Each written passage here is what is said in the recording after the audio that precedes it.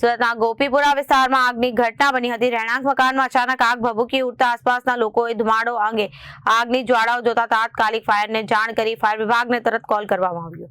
ફાયરની team તાત્કાલિક સ્થળ પર દોડી આવી।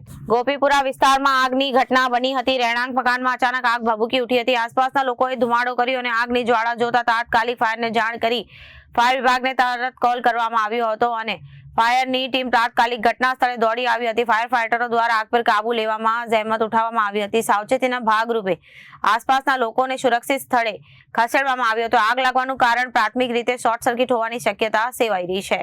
આગ હાલ કાબુ મેળવી દીધો છે। Fire officer Gacheshwari fire station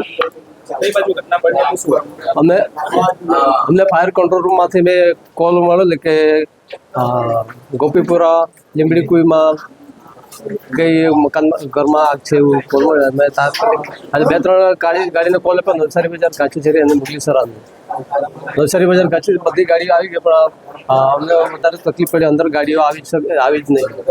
મારી ત્યાં અંબાજી રોડ પર મેઇન રોડ પર ગાડી ઊભી રાખી। ત્યાંથી લગભગ મેં 8 કે 10 લાઈન કાઢીને પછી અમે ઘટનાસ્થળે પહોંચ્યા।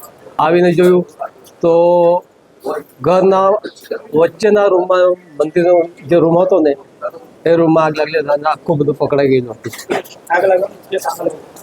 આગ લાગવાનું કારણ લગભગ મંદિરમાં દીવો ચાલુ હશે કાં તો મંદિરમાં શોર્ટ સર્કિટ થઈ હશે। એના બાજુમાં વોશિંગ મશીન હતું એટલે કદાચ શોર્ટ સર્કિટથી આગ લાગી હોય એવું અનુમાન કરી શકાય। ના, ઘરમાં કોઈ હતું નહીં। બધા પૂજા દીવાબત્તી પૂજા કરીને બધા નીચે ઉતરી ગયેલા હતા। ઉપર કોઈ હતું નહીં। જાનહાની એવું નથી। અને ગાચેશ્વરી નવસારી બજાર અને મુગલીસરા 1 ને 10।